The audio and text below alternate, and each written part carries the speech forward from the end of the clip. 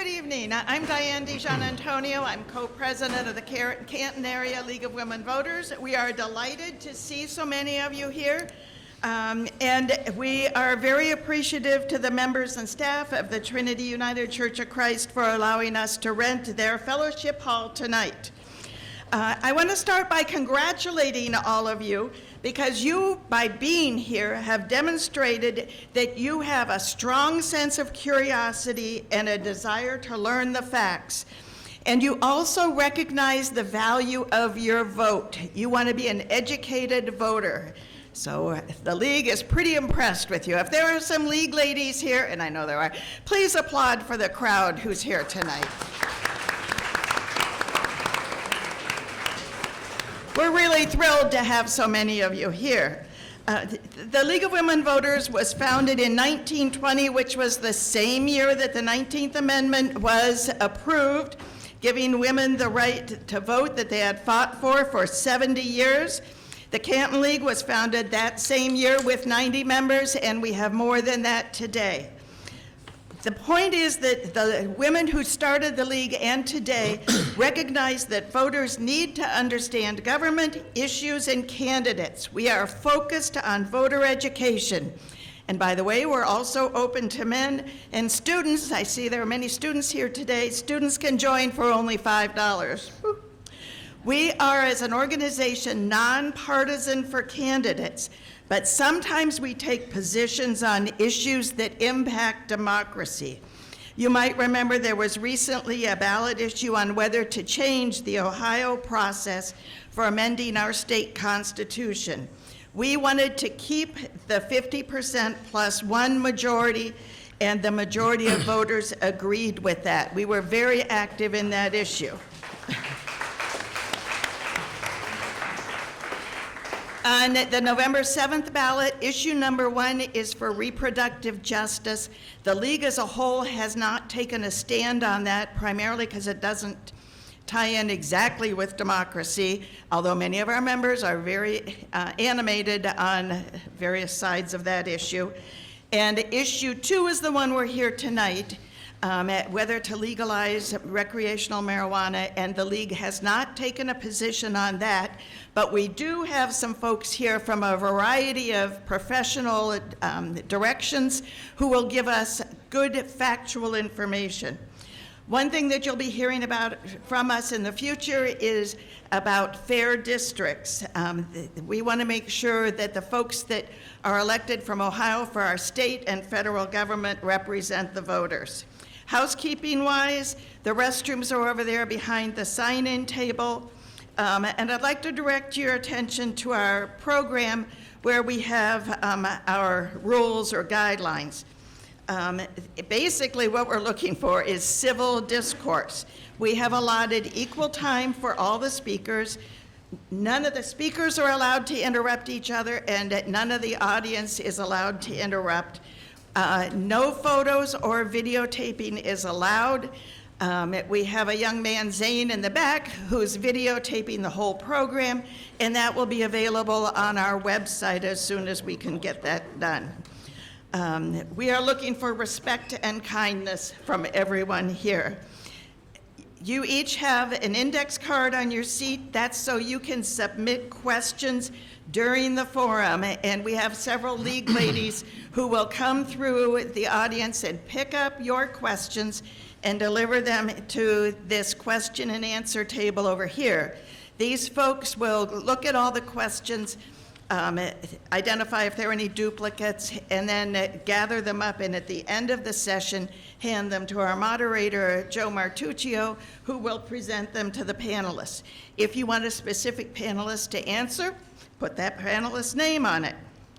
So, a lot's going on in the world. Today we're focused on whether to legalize recreational marijuana in Ohio. We are very thankful that Joe Martuccio stepped forward to create this panel and to moderate our program. Will you please join me in welcoming Joe?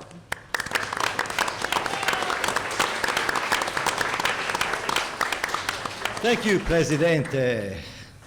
I want to thank the League of Women Voters for making this possible, co-presidents Diane DiGiantonio and Carol Canavan, and all the leaders and members who have helped put this together. Thank you for coming here. Thank you very much. Thanks Sandy Hutchinson and the Trinity Church for letting us have such a wonderful venue. And thank you to each and every panelist. Now remember, this is the League of Women Voters, and it is not by design that the entire panel is male. I didn't do that on purpose, it's just how it worked out in terms of who was available and when and so on. In the language of my ancestors, buonasera. Buonasera. Good evening. And it's always a good evening when people come together to try and enlighten and educate themselves about projects that are of interest. In the language of someone who greeted me when I visited a dispensary in Colorado some years ago, out of curiosity, dude! Welcome to the dudes as well. This is going to be a serious discussion about the pros and cons of legalizing recreational marijuana here in Ohio. As you all know, we like certain things, humans, that help relax us, stimulate us, help relieve pain. We have for millennia. Hemp, cannabis, has been around for hundreds of thousands of years, if not millions, in the form of making rope, and of course later on for other reasons. Alcohol, same thing, thousands of years. Tobacco, gambling. I suspect that when you leave, some of you may go home and decide to have a beer, a glass of wine with dinner. This weekend you may bet on some of your favorite teams, which is now legal in Ohio. You may decide you want to have a cigarette after dinner. All of these things are regulated for the health, safety, and welfare of everyone in society. Those are called our police powers, health, safety, and welfare. No juvenile will be allowed to purchase marijuana under this law, just like alcohol and cigarettes and so on. So it's been found over time. Now I may look like I was here during the Prohibition in the last century, but I wasn't. It was about 103 years ago that the United States, after a lot of pressure from temperance unions and so on because of violent abuse and broken families and spent paychecks, to prohibit the use of alcohol, with some exceptions like sacramental wine and so on. How did that work? Over the next 13 years, the underworld flourished, including someone you may have heard of named Al Capone. Speakeasies, all kinds of things were done to circumvent and thwart the prohibition on alcohol, but humans wanted their alcohol. So 13 years later, an amendment to the Constitution was repealed because the experiment failed. And it's in our best interest to regulate these things. So reasonable legislation can lead to reasonable regulation, which can lead to taxation, which is helpful to our economies and to offset the harm, and it can lead to job creation. This bill, in a quick overview, what you are here to hear about and ask some questions about potentially, is a constitutional vote on November 7th. Early voting starts October 11th, by the way. And this is one of many important issues. There are judges on the ballot, mayors, council people, issue 1, and this one, issue 2, to legalize recreational marijuana. Now, it's not like we're in the woods on this. We've had medical marijuana around by a vote of the population for 7 years. And we've learned from it. And we've had regulations on so many other substances for a long time as well. There are 38 states now that have medical marijuana, either by legislation or by initiatives like these. This is a citizen-driven initiative. One of the people at the center of the table was instrumental in helping to get this on the ballot for all of the Ohio voters, and you'll hear from him shortly. There are already 23 states that have legalized marijuana. We would be the 24th, and there is the District of Columbia if we legalize it. There is some opposition, of course, from the governor, some law enforcement groups, and some other religious and medical groups for various reasons, mostly over concerns about juveniles, because as we all know, juvenile minds aren't fully developed until they're in their 20s. In my case, I'm 70 and it hasn't fully developed yet, so I'm still waiting. So you'll hear from folks about how there are legal aspects to this, business aspects to this, clinical and medical aspects to this, all to be considered if you're an objective voter looking to understand this issue as cleanly as possible. You may recall when medical marijuana came about, there was some opposition. What persuaded me, because I, as a lawyer, never wanted to ever get caught or busted with anything illegal, was Sanjay Gupta, a doctor on television, who was opposed to its use. And after interviewing and experiencing and going to many, many, many hospitals, decided this is good for some people. It's good for glaucoma. It's good for children and their seizures. It's good for chemotherapy. And now in Ohio, you'll learn there are doctors who are certified to dispense marijuana, prescribe it rather, and you can go to a dispensary and get it for any one of about 24 conditions. So, with that, you're going to hear from a law professor, a municipal court magistrate, a lawyer who's part of a cannabis group that got it on the ballot, someone who runs a dispensary, a medical dispensary nearby, a co-owner of a local business called the Quonset Hut, and someone who's been in the world of counseling for a very long time. So without any further ado, we're going to start off with retired law professor Jane Dean Carro, who has also been a criminal defense and civil rights attorney. Dean? Sure. Also, my neighbor is here. Dennis is in the back. He's got a white beard. I'm not sure why he's here, except to figure out if I really am a lawyer or not. When Joe mentioned the data is really compelling. You've got the majority of states now recognizing that marijuana has a purpose, has a real purpose in dealing with medical issues. So the trend is toward legalization. The trend is toward legalization for medical purposes, and the trend is moving toward legalization for recreational purposes. This suggestion that's going to be on your ballot is a statutory change. It's not a constitutional change. It's going to amend the statute. Well, what does that mean for Ohio's General Assembly? It means that they could repeal it if they wished. So it's not a solid. It's not going to happen automatically. They could well look at this statute and say, we don't like it, and repeal it. Is the Ohio General Assembly going to do that? Unlikely. Why? They don't want to go against the sentiments of the voters. And the fact that you're here today says a tremendous amount. When you think about the future of a democracy, it's based upon an informed electorate. And you've given up watching Soul Survivor or some show on TV about the Kardashians or something like that. I don't know what it is.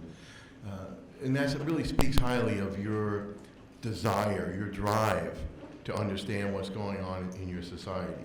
When we look at this issue, we see a lot of movement in the federal system. We see the CURE Act, C-U-R-E. We see the MORE Act, M-O-R-E. And both of those are federal initiatives to do away with the mistakes of the Nixon era and the war on crime. And so what we're seeing now is this initiative which will change the Ohio statutory framework to allow for the possession of certain amounts of marijuana by people who are over 21 years of age. There are some real serious problems, though. One is there has not been a lot of clinical study done of the use of marijuana. Now, why is that? It's been a Schedule I drug. Heroin is a Schedule I drug. Heroin is like marijuana. Does that make sense? No, but it's listed that way. So there has not been a lot of clinical information that's available to us. Most of what we know about marijuana is anecdotal, and that's not always a real positive thing. The other problem is there's no way right now there's a Stark County Sheriff's Deputy in the back. Hello, how are you? She sometimes does traffic occasionally, or you did in the past. There is currently no way for her to determine the amount of marijuana in a driver's system. They're working on it. But in terms of enforcement, once this becomes effective, in terms of enforcement, there's really no way for her to determine exactly what percentage of the person's makeup is a function of intoxication due to cannabis consumption. So what they probably are going to have to rely upon until they get a test is the so-called field tests. And the field test will give them an idea of whether the person driving the vehicle is functionally capable of driving a vehicle. So this referendum will also prohibit smoking marijuana in public and smoking marijuana in a vehicle. But those are two of the big problems I see. Thank you, Dean. Thank you so much. I am a proud member of the League of Women Voters. I forgot to mention that, and I hope some of you will consider joining. I have also been in my past life a steel worker, a county public defender defending people accused of crimes, from juvenile offenses to capital death penalty cases. And I served as Canton Law Director for a long time too, and helped run a prosecutor's office. Our next panelist was part of that office for a while. Magistrate Derek McClowry of the Canton Municipal Court had also served as a probation officer and a prosecutor, and now sits as a magistrate judge in Canton Municipal Court. I think he also brings a unique perspective to this. Magistrate? Thank you. Thank you so much, Mr. Martuccio. It's a pleasure to be here. I think you'll certainly be informed today. It's a very experienced panel. The credentials are certainly impressive. My view today certainly is not to convey on behalf of the court, the Canton Municipal Court, any way anyone should look at issue 2 or vote regarding issue 2. Currently, marijuana is illegal in the state of Ohio and the federal statutes as well. So that's the way the court, the Canton Municipal Court, handles it. Should that change, I think it's 30 days after November 7th, then we'll take some guidance then from the Ohio Supreme Court, legislature, and various agencies on how the court handles those. But as of right now, the way I view marijuana and issue 2 would be through several different positions I've held. Mr. Martuccio indicated that I was a probation officer before I went to law school, and I was. And when I graduated undergrad, I became a probation officer, and that was in the mid to late 90s, early 2000s, and that was the war on drugs, so to speak. And Dean Carro indicated that the war on crime was simultaneous with the war on drugs, and unfortunately or fortunately, I was a willing participant in that. I was a probation officer, and we were armed and equipped and mobilized to stop this drug onslaught in our community, and I participated in that, and I was, in my opinion, I thought very good at it, and I looked at it now through a different lens, through experience and education and going to law school, and unfortunately, when I was a probation officer for adult felony offenders, someone was sentenced to prison or their prison sentence was deferred and they were placed on probation with us, we were supposed to monitor those conditions. And typically, those conditions would include no use of drugs. And back then, again, the war on drugs was typically crack cocaine. But everyone, and I mean everyone, used marijuana. Every theft offense I had, every drug offense I had, every sex offender I had, not every, I'd say 90% used marijuana. And we would test them 3 times a week, and they would test positive, and then we'd send them to someone like maybe Mr. Hochadel on the end at Quest Recovery Services or another agency for treatment, and some would succeed, the most would not. And then we would send them to prison. And I was a part of that, and I was instrumental in that. And I thought I was doing God's good work. I thought I was fighting the good fight, and I thought I was the good guy. I thought I was wearing the white hat, and everyone else was wearing the black hat. And again, through age and experience, I recognized how many of those folks from smoking marijuana would go serve. And again, this was at the felony court level, not at the muni court level where I'm at now. Municipal court is a year or below. Prison is a year or above a state facility. And people would go to prison to serve their sentence of 5 to 25 years for smoking marijuana. They would have several tests, like I indicated. They would fail treatment, and then a judge would sentence them to prison. I would file a motion to revoke their probation, and they would be revoked. So,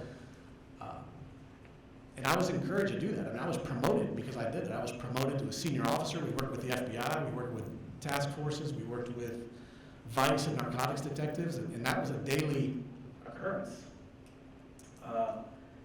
Eventually, that pendulum swung a little bit. There were so many budgetary concerns. Prisons were full after the 90s and the war on drugs. Prisons were full. The jail was full. And we were budgeted and equipped to deal with that. But then the money ran out. So the courts developed drug courts, and I was instrumental in a drug court, and I was very proud of that work, where we took a little bit of a different approach to those individuals that had substance abuse problems and issues.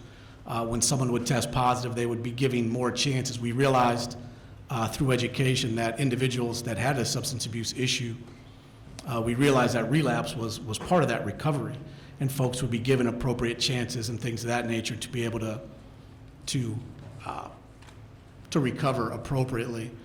So again, when I look at the use of marijuana in issue 2, it's through that lens, obviously.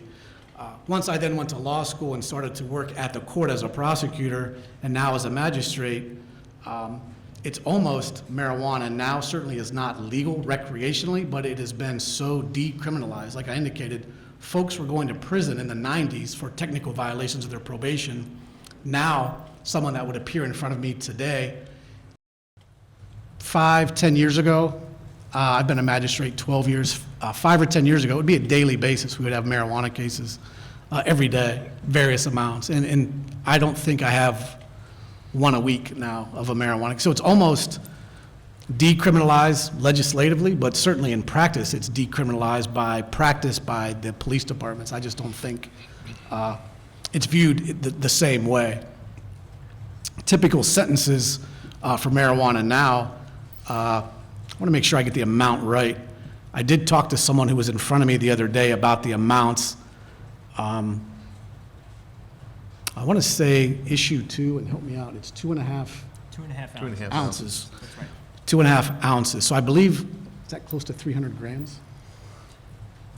Oh, you're gonna ask me to do math. Don't do math, so yeah, chemistry and weights and measures, moles to grams, things like that, not my forte, but anyhow, things, it's a small amount of marijuana that would then be considered a minor misdemeanor. So in the state of Ohio, well, I did, so deputy, don't arrest me. This is not marijuana. My wife, who's Italian, as these gentlemen to my left are, this is basil. And that's, she said I have to bring it back. That's for, she's making sauce this weekend. This is, and tell me if I'm right, this is about half an ounce. Does that make sense? That looks about right. So 2.5 ounces, I think the legislature now is saying, yeah, it's going to be, you could have 5 of these. So someone was in front of me the other day, and he was caught with this amount, and that was a minor misdemeanor amount by statute. And so his penalty was $150. That's the max. So it was my discretion, and no jail time. A minor misdemeanor is like a speeding ticket. So that's how much it's been decriminalized for an amount that's 5 times this amount or 4 times this amount. So I think that's the amount in which we're talking about. So, and he indicated to me, I looked at that amount, and he said 2.5, is that what we're talking about? Yes, 2.5? 2.5. 2.5 ounces. He said that's probably for him a month and a half supply of what he would normally use. So again, at least put it in some perspective about in terms of users. So since I was asked to do the presentation, I certainly tried to engage some willing individuals in court to just talk about some of the vocabulary just so I could prepare for it, but certainly I thought I was more of a visual learner, so that just kind of told me a little bit about, I have to return that, but. So again, I don't want to use my entire time. I think I'm pretty close to being done, but certainly we're encouraged, I think, as a panel to answer your questions. I think certainly sometimes less of us and more of you is going to be better in terms of answering the questions that you have about these issues. So thank you so much for listening. Appreciate it. Thank you, Magistrate Derrick. As you can likely see, Magistrate Derrick is a very fair and thoughtful person, and I think fits perfectly here. I want to applaud all of you young folks who are here. I can see a lot of younger folks here in the audience. Thank you for coming. There are also folks like me who have no hair or white hair in the audience, and some of you may remember, as we were teenagers in the 60s and 70s, being herded into the high school assembly room and being forced to watch a movie called Reefer Madness. Reefer Madness, which was an attempt to scare us by melodrama into staying away from the devil weed. Well, I think it had the opposite effect because obviously it boomed in the 60s and 70s, and many called it a gateway drug.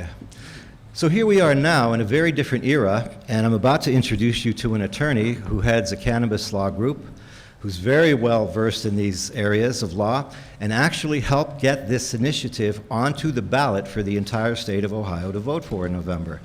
His name is Tom Haren, and he's an attorney. Thank you, Tom. Of course, thank you very much, Joe. And I want to make sure I thank the League of Women Voters for putting on this amazing event. You know, as Joe mentioned, I'm the spokesperson for the Coalition to Regulate Marijuana Like Alcohol, the group that is supporting Issue 2.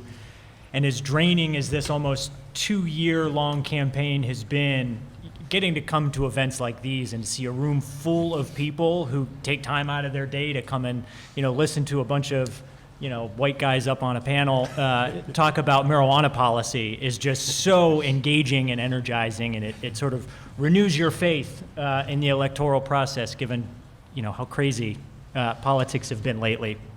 So I'm going to start by talking about kind of why we think Issue 2 is important, and there are a few reasons. You know, you heard from the magistrate who talked about the damage that prohibition has done to our communities over the last several decades. The approach that we've taken, the sort of so-called war on drugs. You know, even today, with how decriminalized personal possession has become, it still is so easy for somebody to have their life ruined by one small interaction with the criminal justice system. You know, even though it's a minor misdemeanor, that kind of stuff stays on your record and can come up on a credit check if you're applying for a loan or trying to rent an apartment or to get into college. And we think it's important to correct that injustice, because one thing we also know is that white folks and people of color, they use marijuana at the same rate, but marijuana enforcement falls disproportionately against communities of color and people in the low-income economic bracket. So number one, we view Issue 2 as a justice issue. Issue 2 is also about patients. You know, people talk about Issue 2 as if it's all about recreational use of marijuana, because we've got a separate medical marijuana. This is all about recreational use. Well, you know, our medical program in Ohio has been very successful from a regulation standpoint. Products are safe, they're tested, they're not diverted to the black market, and they create a lot of jobs in Ohio. But something we also know is that there are enormous barriers to people who can't participate in the medical program. For instance, maybe you're a veteran suffering from PTSD, whose doctor at the VA is prohibited under federal law from writing you a recommendation to participate in the medical program. Or maybe you're a cancer patient treated by one of the major health systems who also prohibit their doctors from recommending medical marijuana. Or maybe you're somebody who suffers from a condition, you know, like anxiety, where there's a ton of medical literature that establishes that medical marijuana can help treat anxiety conditions. It's a qualifying condition in a number of states, but the state medical board has routinely rejected anxiety as a qualifying condition under Ohio law. Issue 2 will give those patients access to the medical marijuana products through the adult use program that they cannot get through the medical program. So Issue 2 is also about patients. It's also about economics. The Drug Enforcement Policy Center at Ohio State University did a study, and their analysis is that once an adult use program is up and running by about year 5, you know, we have licenses open, et cetera, we could generate over $400 million in new tax revenue to the state of Ohio every single year. And under Issue 2, that tax revenue goes to really one of 4 buckets. A small amount, about 3%, goes to general administrative oversight to fund the regulation and the enforcement of the rules in the adult use program. 25% of that revenue, or over $100 million, goes to a substance abuse and addiction fund that would be administered by the state. 36% goes to a local host community fund, so we're talking about $140 million or so every single year that would go into a bucket of money that gets distributed to towns and cities and villages that have adult use dispensaries within their districts.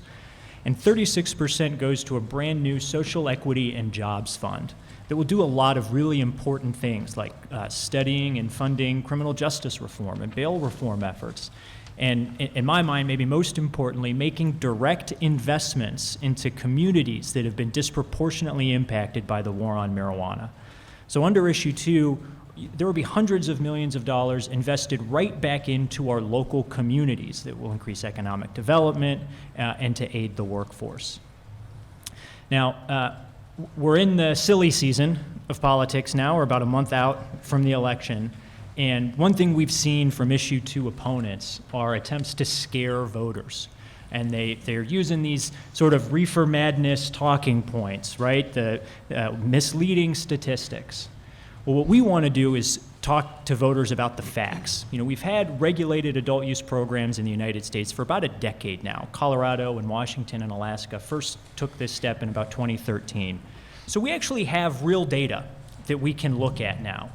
And, you know, the opponents have been talking a lot about kids. They've been trying to scare parents and telling them their kids are going to be eating marijuana gummies every single day. Well, look, I'm a parent of 2 young girls, and I can tell you it's because I'm a parent that I'm such a strong supporter of issue 2. We know from the data from these other states, youth usage does not increase when you regulate the sale of marijuana to adults. And when you think about it, it makes sense. Right now, we have an adult use program in Ohio. It's called the black market. And right now, the monopoly over that market is controlled by drug dealers who don't check for IDs. Oh, it's 3 minutes already. I've got the Irish gift of gab, so I'm going to have to try to speed up here.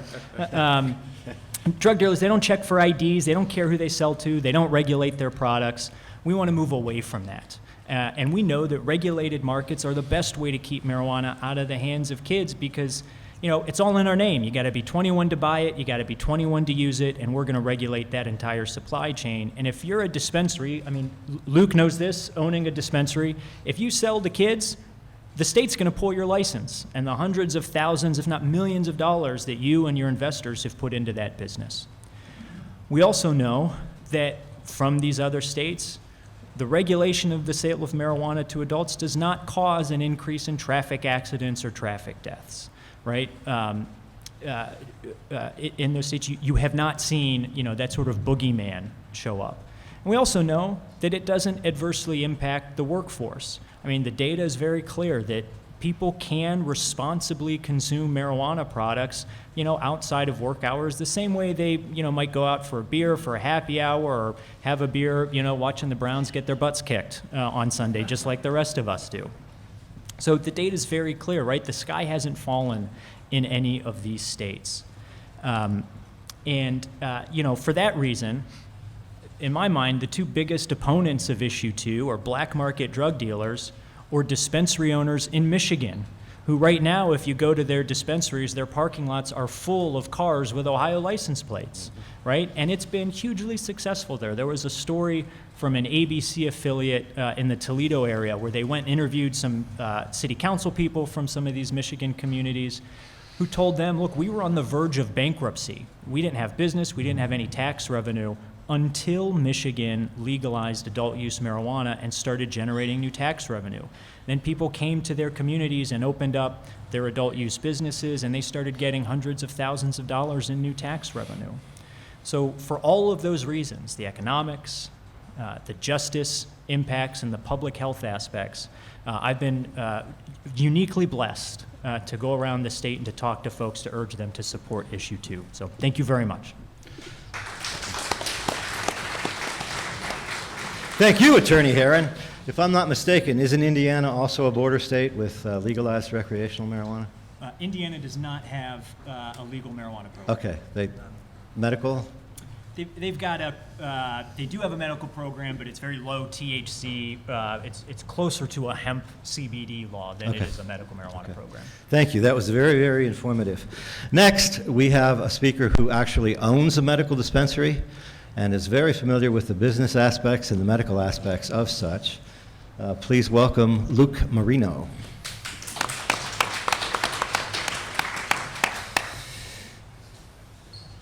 Most of these guys are a lot better prepared and speak better than me.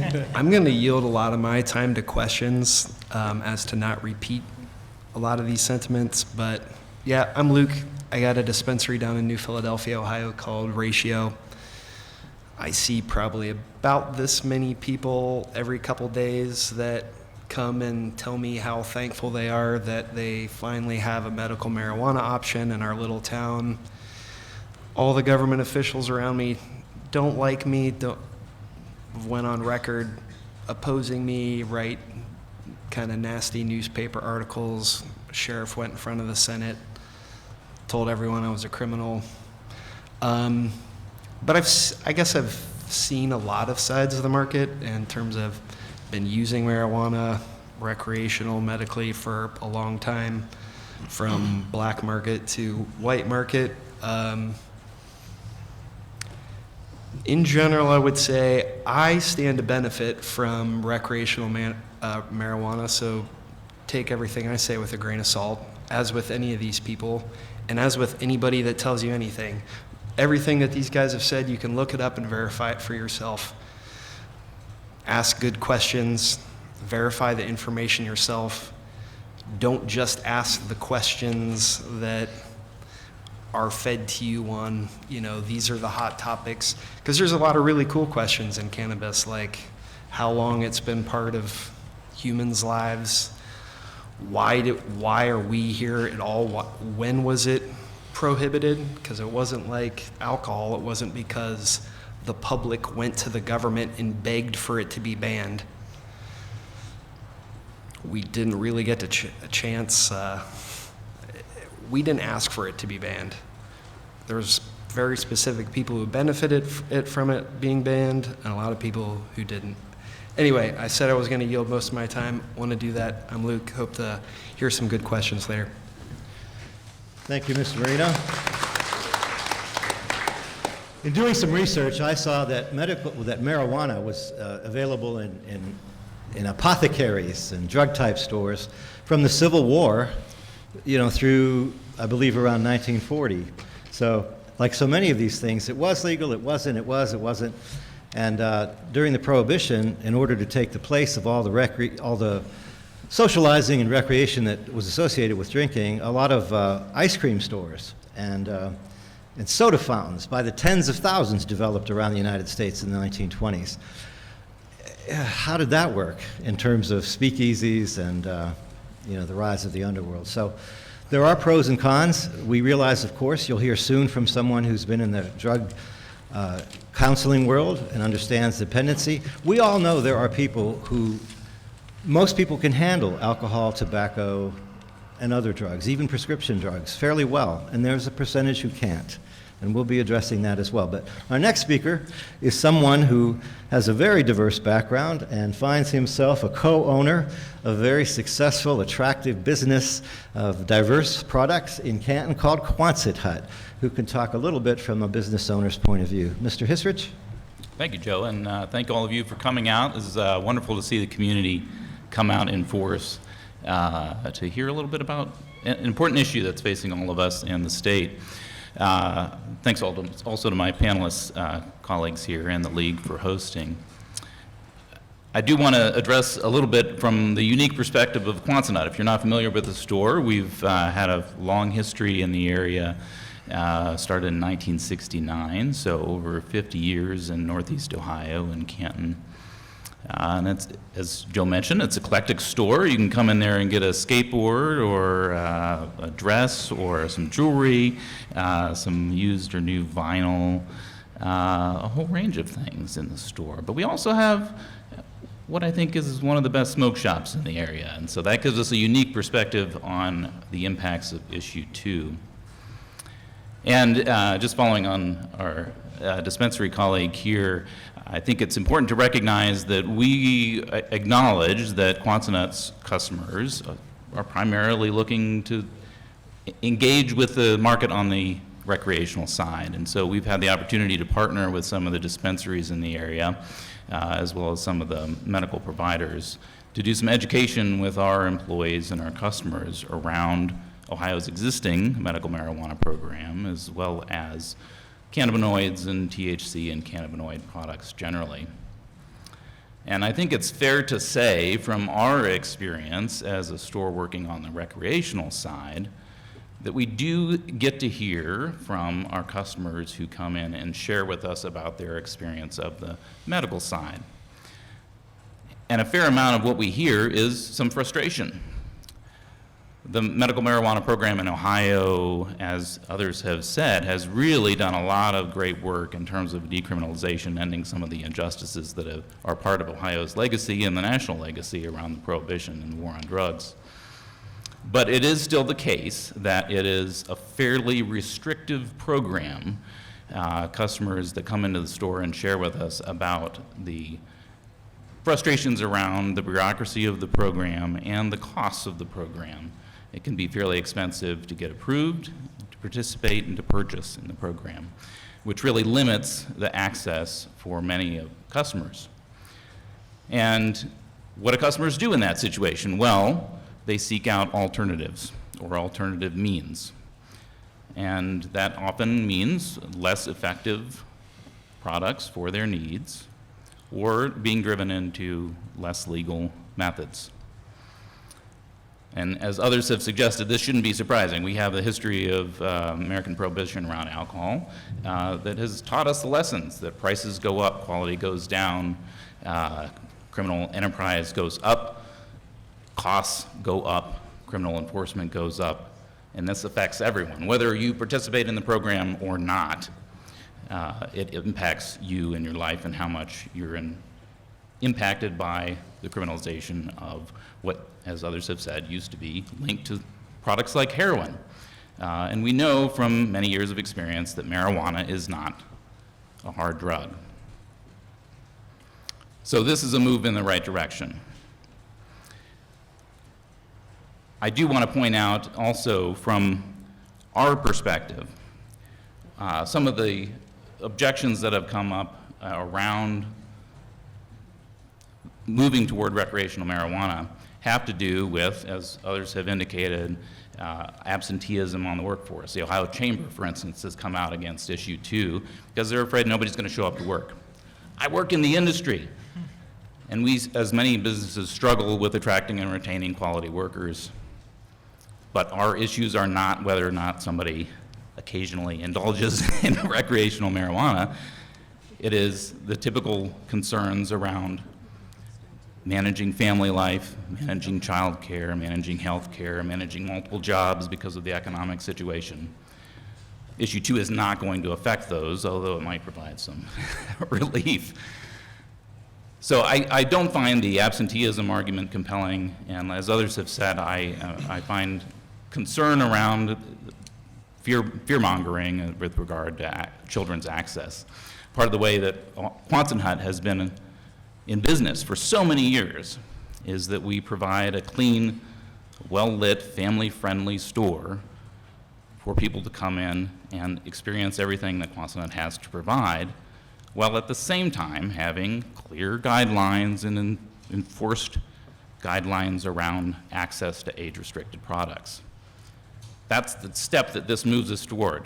The medical marijuana program has taken that step, and dispensaries like Luke's have offered that for many patients. Issue 2 expands that access for many who otherwise would not be able to. So we want to bring it into the light. That's the greatest disinfectant, they say, right? Take this out of the streets and put it into responsible use, responsible businesses to take care of it. So with that, I will turn it over, but just to say, let's not fall behind. Let's get out in front of this, stand out from many of our Midwestern neighbors who haven't taken this step. There's a great deal of economic benefit here. There's educational benefit, whether it's on the growing side, the dispensary side, manufacturing. There's a lot of potential here for Ohio. So thank you. Thank you, Mr. Hisrich. Thank you. Before our final speaker, who we're going to be really proud to introduce for a number of reasons, you have already been, I assume, writing down your written questions for the panel.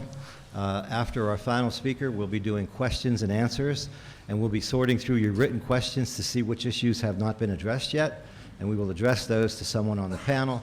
If you would like to address that specifically to someone on the panel, please do so. And then they'll be gathered by our volunteers here. Just raise your hand, and our volunteers will come and collect your written question. Our least but not last speaker is someone I've known for a while, Keith Hochadel. Keith has a fascinating life journey in terms of his experiences, his profession, his leadership, his challenges. He's been a lot of things: administrator of agencies, a public official, a counselor. I'll let Keith share his story and his observations with you in a very powerful way. Mr. Hochadel. Thanks, Joe. And thanks to the League of Women's Voters for the panel. Thanks for the comments this evening. So in addition to all of the kind words that Joe said, my first interaction with Derek was when he was a probation officer and I was an offender.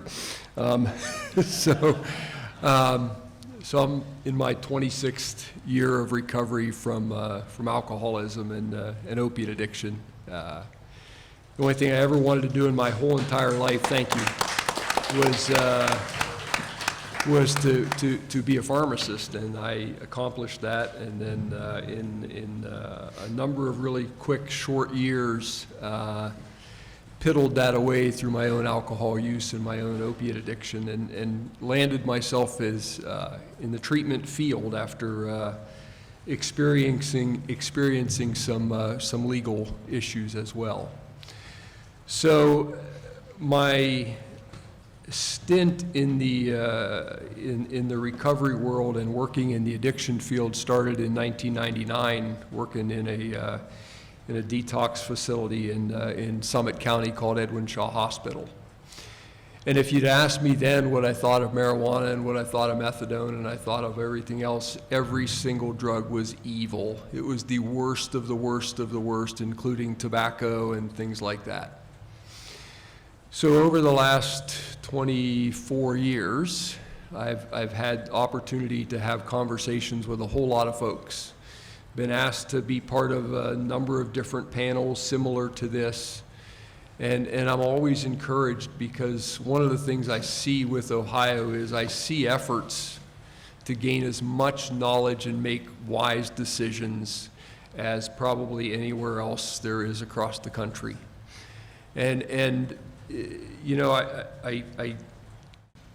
my thoughts over time change, okay? There are, without any doubt whatsoever, there are some folks that have no business using any substances whatsoever.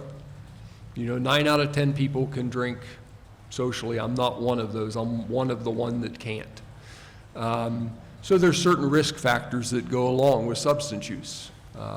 Whether somebody has genetic or hereditary predisposition, the environment in which they live in, the constitutional part about how their body reacts to substances, what the enabling system looks like, and finally use. So all of those risk factors play a role in whether or not somebody becomes addicted or doesn't become addicted. And it doesn't matter if it's medical marijuana or if it's recreational.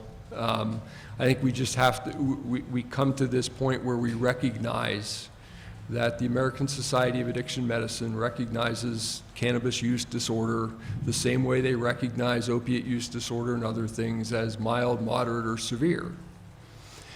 On the other hand, Ohio and other states have done a tremendous job of identifying the need for some sort of medical marijuana. May not be exactly what everybody wants, but it's a start. They spent some time looking at it. I listened to a whole bunch of people testify. Unfortunately, the majority of those people who came and testified were from out of our state. There were a number of folks in our state, and again, I listened to both sides, and I don't disagree that in some cases there are some significant medical benefits. And you can line up all of the articles that say it's good and line up all of the articles that say it's bad, and it's about 50-50. And so when we talk about research, Ohio has an opportunity to maybe be a leader in research and making sure that whatever it is that we choose to do has the appropriate amount of regulations around it to make sure that whatever we choose to do, whenever we choose to do it, there are logical reasons to do so. Now, whether we're there yet or not will be decided by the voters of Ohio. okay? We know that the federal government says that marijuana is a class 1 narcotic, which means it has, by state law standards, or federal law standards, it has no medicinal value whatsoever, similar to cocaine, heroin, things like that, okay? We also know on the other side of that, there's people out there that have said that by using recreational or medical marijuana, it reduces some of the overdose things, but that data is primarily for opiate prescriptions, not necessarily fentanyl, carfentanil, and some of the other, and heroin, things we see like that. We also know that it impacts people's mental health, and it doesn't matter if it's kids or adults, but we also know on the other side, there are some benefits for anxiety and things like that as well, okay? From where I sit, and as somebody who works in the addiction field and somebody who operates a faith-based job readiness program, okay, my attitude over time changes, okay? I don't think it's fair or reasonable that somebody with a baggie of oregano or a small amount of marijuana spends 5 to 25 years in prison. I think that's ridiculous. Much like we don't sentence somebody that gets their first OVI to 5 years in prison. They get 3 days in a driver's education program or something like that. So I think we have to just be reasonable in what we're looking at, and we truly have to look at this from where people are. I don't necessarily think it's going to change the black market thing. I think there's still going to be people out there that are going to seek it that way because they're going to find a reason why. I think that's going to be difficult to police. But I think that guys that have legitimate businesses like Luke and Matt, I'm going to trust them that what they're doing is on the right side of what needs to be done. And they're not going to have my 16-year-old son coming in there and buying gummies or weed or things like that. But there is no way to test when somebody comes into one of those stores whether or not they have significant mental health issues that may be impacted by that use. We also know that on the other hand of that, there's lots of opportunities for people to get well by using lots of different medications, and medical marijuana is one of those medications that's proven to be safe and effective so far for some of those cases. So reasonable regulation and reasonable evaluation is probably where Ohio is or will be. Whether this passes or not, we're going to continue to do good studies on this. And if it passes, then we'll have an opportunity to do different kinds of studies than if it doesn't. If it doesn't, then we'll continue to look at other states and see what they did, and it'll come back around. And I think we all know that. But let's call it what it is. It's not the same as alcohol, okay? It's just not. It stays in our bloodstream or stays in our body for a longer period of time, okay? So we do know that. We do know it impacts mental health, as does alcohol in some cases. And we do know that it's an addictive medication, like alcohol is, with a set of symptoms that can be diagnosed by a counselor, a physician, a nurse, psych practitioner, things like that. So I think we just have to take an honest look at it. Okay? My opinion's changed, guys. There's no doubt. Over the last 20-some years, my opinion has changed remarkably.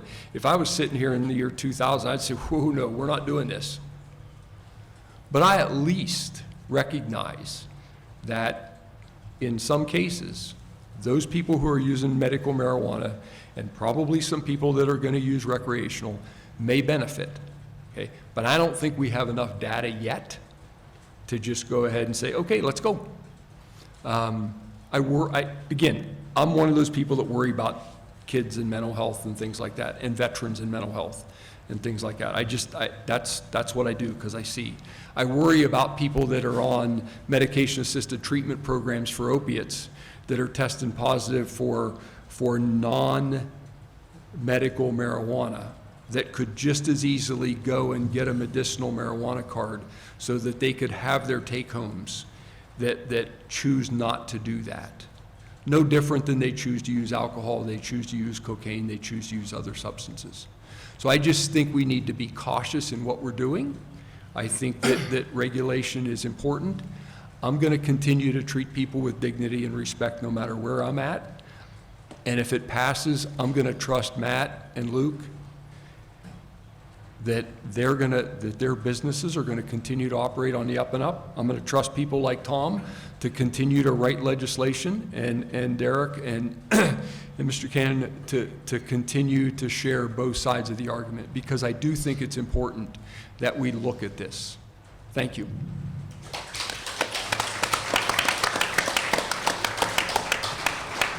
Thank you, Keith. That was a marvelous perspective in so many levels. Thank you. Before we begin our Q&A in 4 minutes officially, I have a handful of marvelous questions, and I'll try to get to them in the order they were given to me. Some are addressed to specific panelists, some are general. We have 4 minutes before Q&A starts. Is there something anyone on the panel wanted to, I forgot to say, or I need to say, anything like that? Great, all Well, right. I'll take advantage of it since Sure. we've got 4 minutes. I just want to mention a couple of things real quick. First, and really these are for purposes of context, right?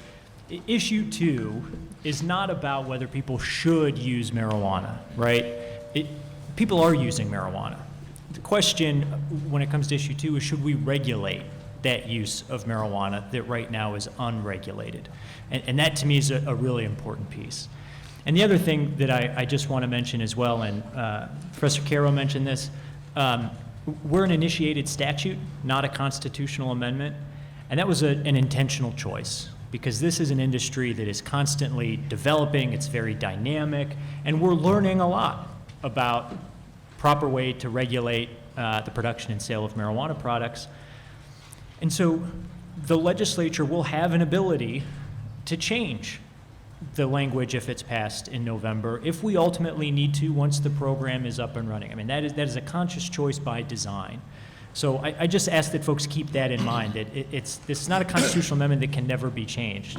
By design, this is, we're asking voters to enact a system that can change and probably will change at some point as the industry continues to develop. So, thank you. Thank you, Attorney Haren. Good point. Good point. In our remaining time, Professor Carro has one more thing to interject. Yeah, one of the points I would raise is this. I've coached high school shot put for the last 10 years. Shot put's a crazy event, but kids seem to like it. And I always ask them, every year, I say, how do you deal with the proliferation of drugs in your school? Is there a proliferation of drugs in your school? And inevitably, they whip this out. I say, well, what do you mean, your phone? Well, all I have to do is text the kid, and it'll be here tomorrow. I text the kid, and it'll be here tomorrow. What? Whatever I want. So if you think that it's a limited issue, it's not. It's pervasive.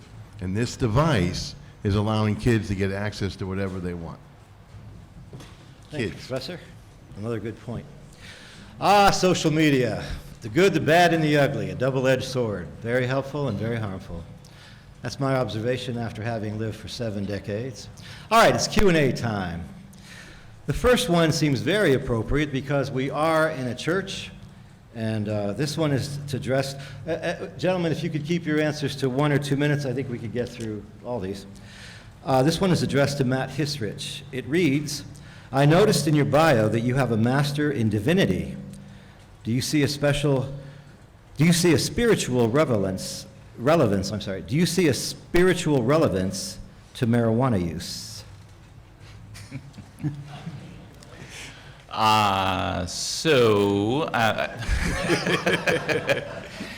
My background is in Quakerism, so I don't necessarily know that there are a lot of Quakers using marijuana for spiritual purposes.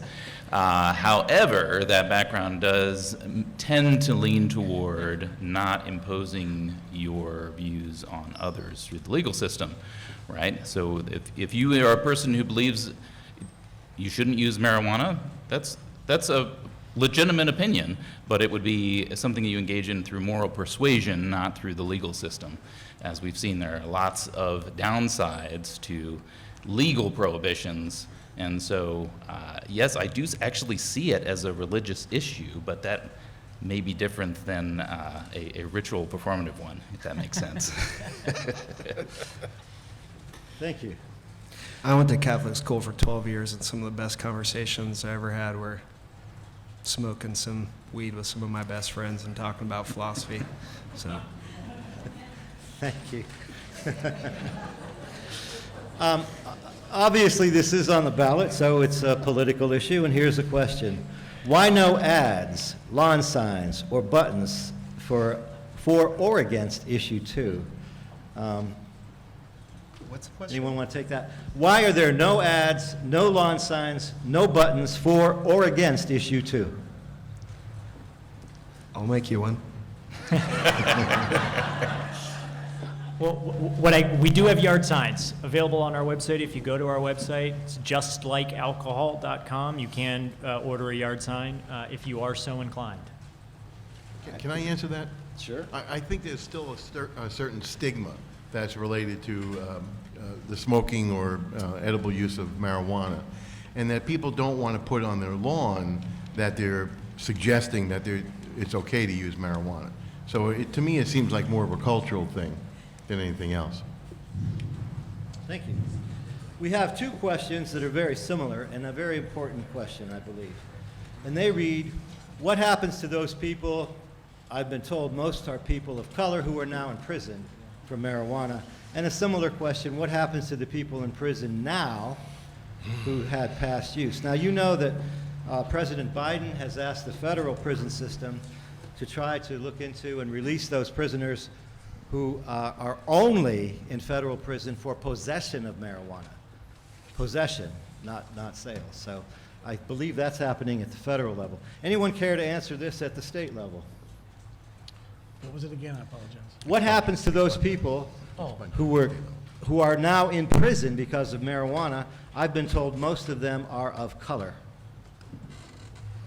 My experience when I worked for the felony system, certainly plenty of people went to prison for what we call technical violations for using marijuana. If they were convicted of a marijuana trafficking charge, that certainly could have been part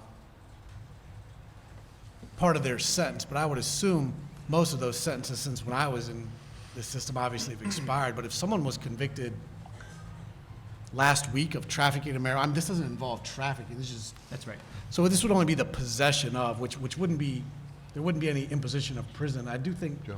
Professor Carro indicated also that if you have a marijuana conviction in your past, that would be eligible under the Ohio expungement law or sealing law, which has really been revised greatly. When I first passed the bar a number of years ago, you were allowed 1 misdemeanor charge to be expunged or sealed, and now it's unlimited. So if you had 40 misdemeanor charges under the misdemeanor code, those could all be sealed or expunged, and marijuana would fit under that. I don't know if that answers some of that.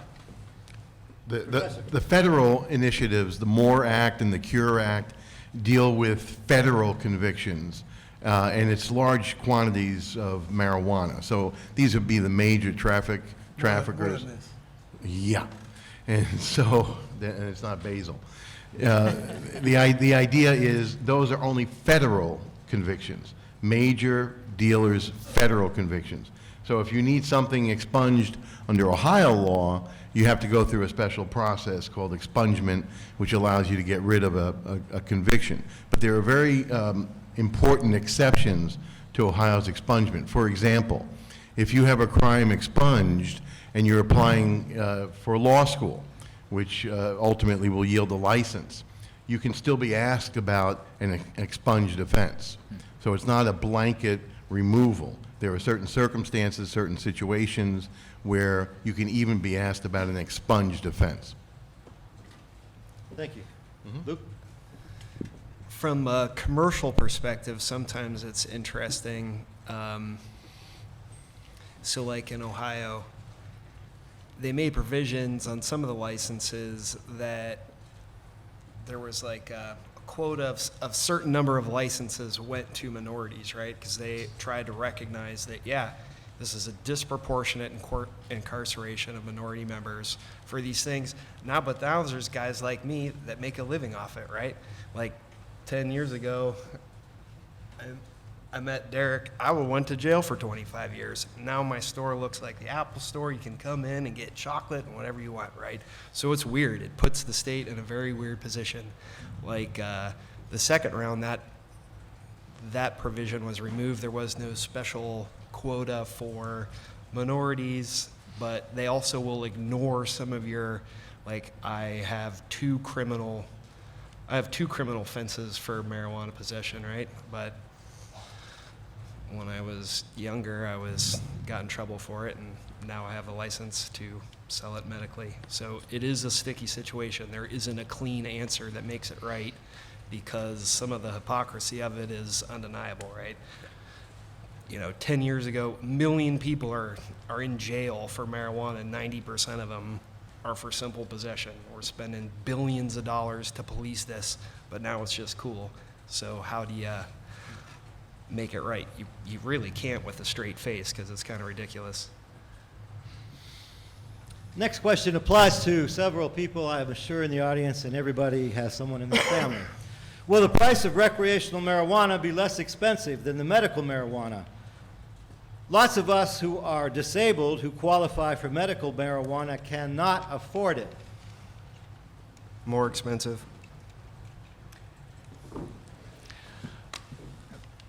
I think it's complicated. So I suspect as the market opens that there will be greater production and more competition that could potentially drop prices. It depends on the level of regulation of how those prices are, which is certainly a factor. But I think that's part of what we're seeing already, and this has been touched on a little bit, is that we know Ohioans are going up to Michigan to take advantage of lower cost marijuana. So that's a current drain on the Ohio economy that could be here. I think there's potential for greater access on price as well with this. Yeah, I think you'll see prices will level out so that ultimately it is less expensive than our current medical program. There will be added supply, so cultivation facilities will be larger. There will be added retail stores, including, from a social equity perspective, 50 new dispensaries right off the bat issued with a preference to social equity applicants, and 40 new cultivation licenses, again, with a preference to social equity applicants. So I think as you see the market develop and people start to actually open up and production increases within this regulated market, you'll see prices that are not just competitive with Michigan, but also competitive with the black market, and obviously the regulated market. It will be much better from a safety and reliability standpoint. Thank you. Dean? Hey, Tom, Sorry, just Keith? because we have a number of states that already have medical and recreational, what are you seeing in those states as far as pricing goes of recreational versus medical? Medical's cheaper, but you have less variety. Okay. The money's in recreation, right? There's a lot of guys that are in medical right now that are just waiting for it to be rec, right? Using other states as an example. So here's rec. You're not paying an excise tax on medical marijuana, right? You're not paying the state an extra fee because you have a medical card to get marijuana. You're gonna pay the state to get recreational. It's gonna be 10%. But the market's going to expand, right? There'll be a lot more players, bigger supply, more options. That'll take the overall price down. But we'll see what happens with medical. Will be cheaper, but you'll likely will have, if other states are a forecast, you'll have probably less options that, like the things on the menu that you can get that are medical will be fewer than recreational, but they'll be cheaper than recreational.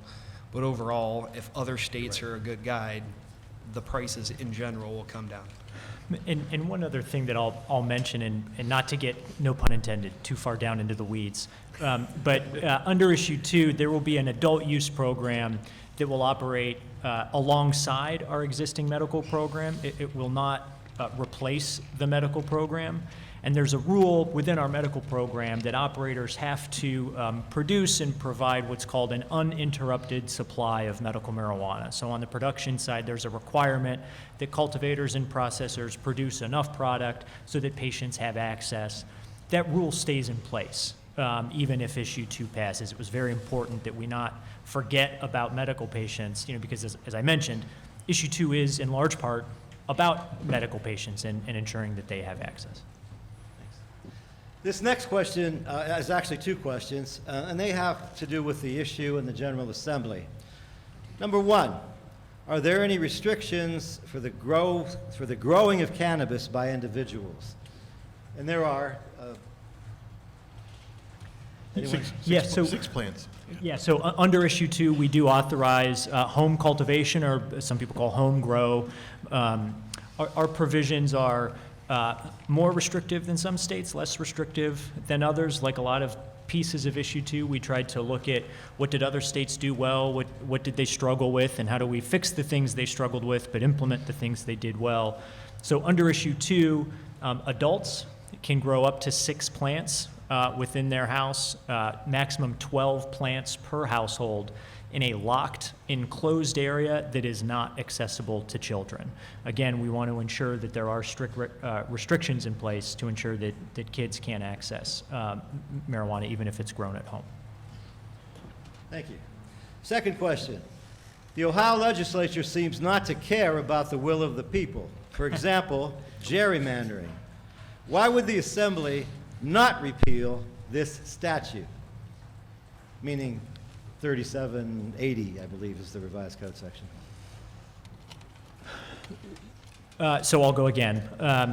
I do not expect that the legislature is going to repeal issue 2 if it passes. Even the legislators that have been asked this question by reporters over the last few months, almost to a T, they've made some comment like, it would almost be impossible to do it if it passes in a statewide vote. And right now, the polling suggests that about 59% of Ohioans consistently are in favor of issue 2.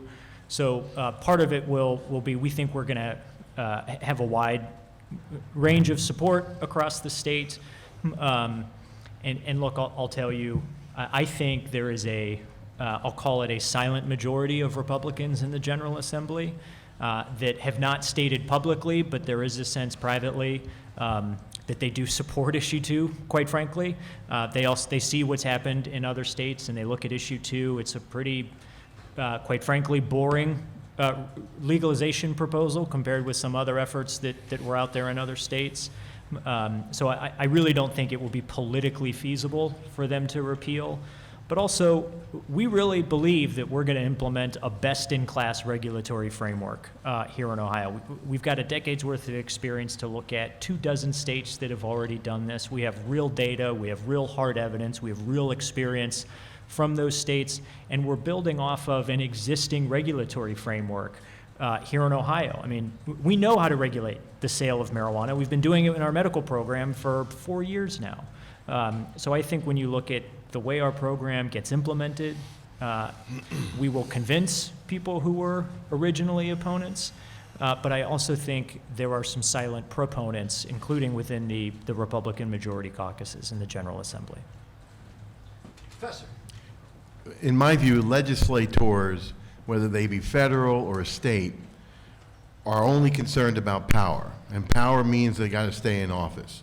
How do they stay in office? They have to meet the needs of the voters. At the end of the day, they will have on their desks a readout, a printout of how many people in their district or in their county voted for this thing. And if it's overwhelming, they're not going to be dumb, they're not going to be stupid, they're not going to try to overturn it by repealing the statute. They'll abide by the voice of the people. Otherwise, they don't get reelected. That's the bottom line, in my view. Can I ask a question about this question? Do you guys think if it was a 51% approval rating or a 50.1 approval rating, the bare minimum to get it passed, as opposed to how it's polling, do you think that is going to come to bear at the question at hand of whether or not they try to repeal it? I don't. Okay. And that's a really good question, Luke, because as you recall, just this past August, you voters in the state of Ohio were asked to decide whether you wanted to change the Ohio Constitution after 110 years or so and make a constitutional amendment have to pass by 60% instead of 50. So had that passed, this would require a 60% passage vote, not 50% plus one. Interesting question, interesting times. Because if it was 60, they'd have a real hard time saying no, right? But if it's 50.1, anyway. Right. Yeah. Okay, Keith and a couple others may be interested. I'm going to combine a couple of questions because they sort of dovetail into each other. I have heard that marijuana today is different than it was in the 60s. Yeah, it is. How has it changed? I'm not going to call on anyone in the audience to talk about their own experiences with said substance in the 60s. And that sort of dovetails into the next question. Is fentanyl an issue with the use of street marijuana? Would legalization help protect users from laced marijuana? So 2 questions. Is it stronger today? And I think all of us would say, oh yeah. And that's why it deserves to be regulated. And is fentanyl an issue? So Yeah, so yes, fentanyl's an issue. Yes, marijuana laced with fentanyl, any substance right now laced with fentanyl is dangerous. So in 2012, 13, 15, when the opiate epidemic was what people thought was at its peak, and then we saw some dips in 2018, and people were like, oh, maybe we got this under control. Well, in reality, what people failed to realize is that opiates are opiates. They're chemically designed to build tolerance and withdrawal. Okay, when we look at drugs of abuse, there's a reason why things make people high or give people a buzz, things like that. The problem is with marijuana and how fentanyl is available. We do see a lot of folks that think, hey, I was just smoking weed, I didn't know there was fentanyl in there. And realistically, that's probably true. Do I really think that this is going to change that one way or not? No, I really don't. I think that I think one of the things we have to realize is that those people that are dealing in fentanyl and dealing in stuff like that, they're really good at what they do, and it's an uphill battle. I'm hopeful that if this passes, that we'll be able to have some different regulations around whatever, but I think I think it'll still be abused. I think it'll still get into the marijuana. I don't think it makes a difference. I honestly, I really don't. I think I think we have a drug problem. We're working at it every single day, and we're going to have to continue to work at it. So, just my opinion. Well, I also agree. I mean, today's marijuana, particularly in the regulated program, is not, what Governor DeWine calls your granddaddy's weed. And the reason is because your granddaddy's weed wasn't tested in a pharmaceutical grade testing lab before it was sold to consumers. It wasn't produced in a GMP quality facility, and it didn't generate new tax revenue to the state. The problems with marijuana in the black market being laced with substances like fentanyl, that's exactly what regulated markets are designed to prevent, and it's really the only way to prevent it is to have that regulation and that oversight. Okay, go ahead. Just to speak, I agree that regulation is important, but I also think it is not the only way. Just to clarify from our perspective, I think that's what businesses do every day. If they want to stay in business, they're going to continue to provide quality products. And so the market naturally generates products that people can trust over time. Because it's about repeated transactions. It's not about just meeting someone that you've never met, who's giving you something, you have no idea what's in there. And so I do think that it's a combination of a well-regulated system with companies who are invested in having repeat consumers who care whether you wake up in the morning because of what they've had. It's not a very good business model to No, it's not. I think Kill the your statement's consumer kind of with like, fentanyl. by the governor, some of kind of the most dangerous things politicians do, right? What's he trying to say? It's not your granddaddy's weed. What are you saying? That you're going to accidentally do what? Smoke too much? If you get marijuana from my dispensary, it has all the labels right on it, and you're going to have no mistake that you are smoking strong marijuana if you are smoking it. None. You're not going to accidentally smoke an ounce of 30% THC marijuana. No way. Same with the other products. And I think that's one of the best things about the regulated market is you got these facilities are immaculate. Super smart guys, men and women, like, love growing marijuana, put all their heart and soul into making the best stuff that they can. You get this huge variety that you can pick from. It's all labeled. It's not you buying. I know I've bought weed on the black market, had no idea what was in it. I had one option: do you want it or not? And I said yes. You have the right to remain silent. Anything. That's right. Good. I admit it. I inhaled all of that. I did not inhale. It's not a- No, I did. Professor. You may like capitalism or you may not like capitalism. There are good things to capitalism and bad things. One of the things we know is true is that with greater competition, prices go down. And so if you're a supplier of a quality product, you're gonna have more customers, and you have a more predictable product, people will come to you. I'm going to combine three questions that are very similar. We have 8 minutes left under the Q&A. So they are very similar, and we can get three questions combined. First, how many medical marijuana dispensaries are there in Ohio? Ballpark. Second, do existing medical marijuana dispensaries get first opportunity at a recreational license? And third, will there be separate dispensaries for medical marijuana and recreational marijuana? How will the recreational cannabis be dispensed? So again, how many do medical folks get first dibs, and how do they dispense? So right now in Ohio, there are 130 authorized medical marijuana dispensaries.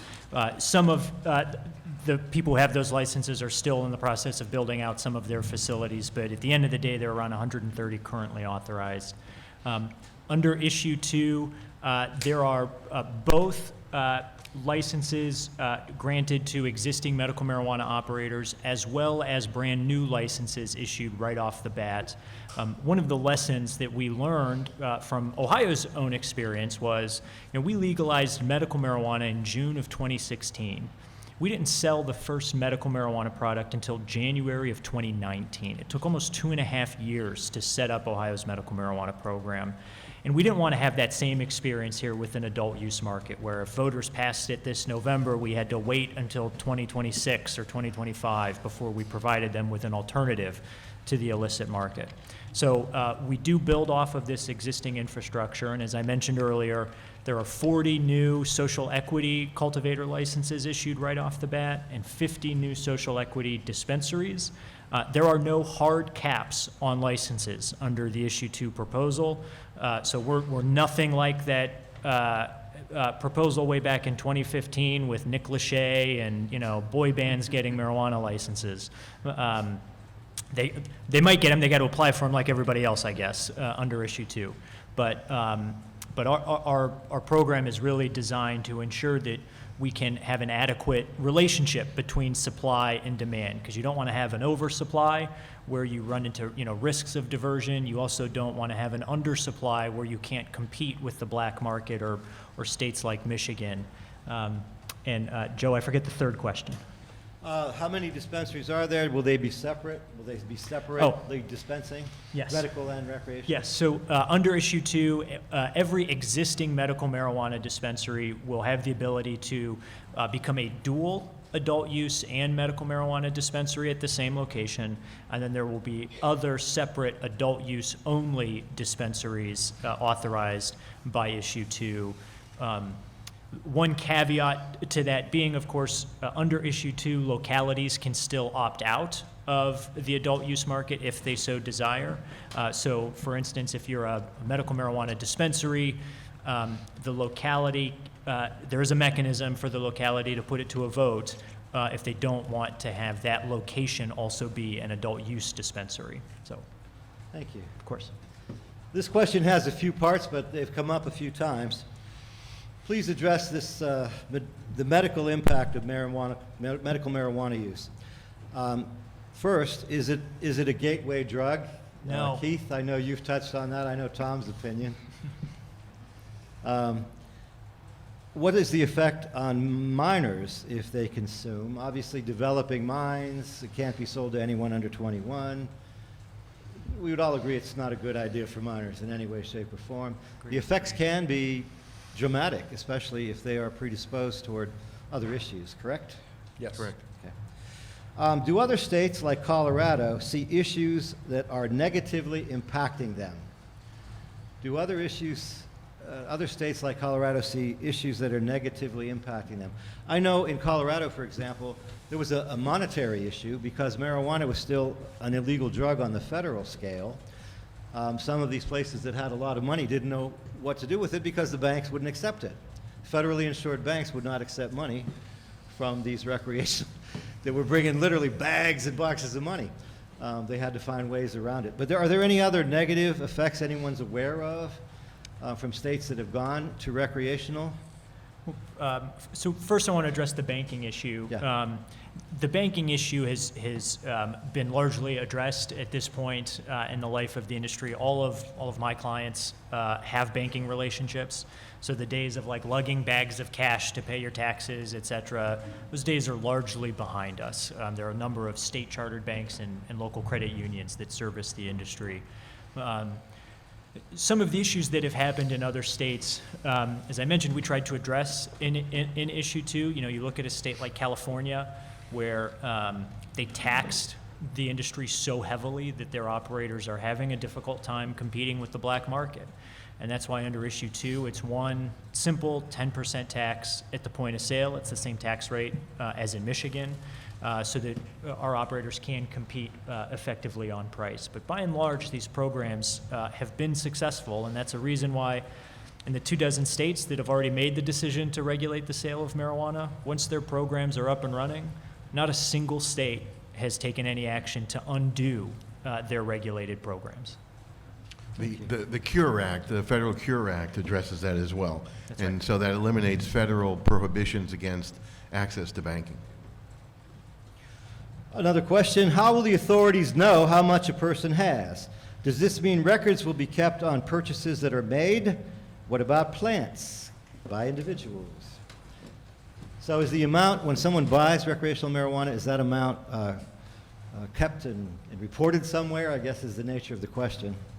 So under a regulated program, you do track the plant from seed to sale. So once the plant reaches a certain height, I think it's 12 inches in height under our medical program, cultivators put an RFID tag on that plant and they track it as it grows, they weigh it after they harvest it and after they trim it, and they track it all the way through the supply chain. So there is technically, I guess, a record, but under issue 2, that record does not get divulged publicly. And then obviously at the point of sale, you'll know how much somebody's buying because that's what they're buying. Or if it's a question about home grow, obviously you can see how many plants somebody has at their house if they're engaging in that activity. But there is a provision in the November ballot of confidentiality as to identity. That's right. That's right. And on the medical end, your purchases as a patient are covered under the same HIPAA guidelines that you would at any other pharmacy. It is reported into the Ohio Automated Prescription Reporting System, though. So if somebody's if somebody comes into a opiate treatment program or anywhere else, they can look and see whether or not somebody has been recommended and then filled that order for medical marijuana. So that would be different than what recreational would be because it wouldn't be reported into that system. Correct. Yep. One final question, and if you could please, you don't have to answer this, you have the right to take the Fifth Amendment. But it's really not that. The question, please answer it very Wait a quickly minute. before I thank all of you and turn it over to Co-President Diane. The question is, how will each of you benefit from legalizing marijuana? How will each of you benefit from legalizing? I led with mine. Yeah, I don't know if I have a horse in the race regarding, certainly financially. I mean, my job is my job. Like I said, we'll take lead from the Ohio Supreme Court legislature in terms of how the court handles cases. Would I like to see fewer cases? Absolutely. I don't want to work any harder than I have to, but I'm hoping more treatment options, as Mr. Hochadel's indicated, and more regulation, fewer fentanyl cases. We're certainly more concerned about fentanyl at the court right now and heroin, or the cases we see. But so, in terms of me personally, I don't think it'll benefit me one way or another. I'm inactive, meaning that I cannot represent anybody in this audience. So it's not going to affect me one way or the other. But I would like to see ultimately a provision in our statute that relates to the Ohio convictions of minority members of our community, because those are the members that were most affected by the repressive regimes that we saw. Anyone else care to answer that? Yes, Matt. I just think there's so much that we don't know yet about marijuana and the potential benefits that we haven't been able to look into because it's been so tightly controlled and regulated. And Ohio already has some collegiate programs looking into the industry and helping train the next generation of people working in the industry. I think there's an incredible amount of potential. Will it be a direct benefit to my store in the near future? Probably not, but I think we will all benefit from this in the future. And I think from a treatment standpoint, we have this conversation almost daily because people that are trying to get help for their opiate use disorder, when they test positive for marijuana that's not medical marijuana, it impacts their ability to have take-homes and have some freedom. So I think that we're going to have to address what that looks like. That will be through some federal standards, and as long as marijuana remains a Class 1 federally regulated narcotic, our hands are going to be pretty well tied in those OTP programs. Doesn't mean it's always going to be that way, but I do think it doesn't necessarily change how we provide treatment services. It just means that we're going to look at things a little bit differently. Probation departments will ask us probably to report a little bit differently. Much like alcohol, we may end up with diversion programs for some folks, so particularly those that are motor vehicle type things. So again, we'll wait and see what happens. But I do think that, again, as we've heard tonight, I think this is an opportunity for Ohio to be a leader like we typically are in things, and I just hope that's the path that we take no matter which direction this goes. Yeah, look, as Joe mentioned, I'm a lawyer. I obviously represent operators in the space, but I started out as an advocate, right? I'm not a hostage up here. I came to this because this is an issue that I believe in. 15 years ago, I started as an advocate because I had a close family member that was diagnosed with MS. And back then, there was no access to medical marijuana.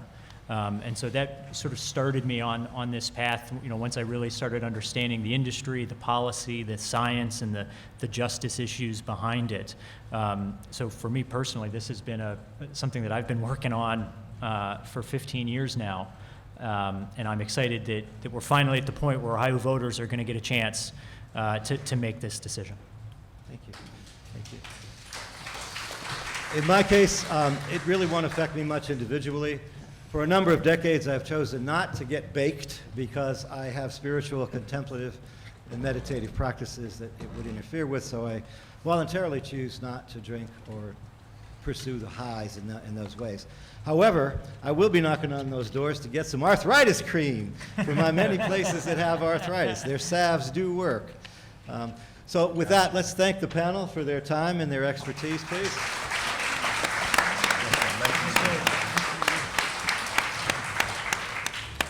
Well, thank you very much, Joe, and thank you, panelists. You're pretty eager to go, aren't you?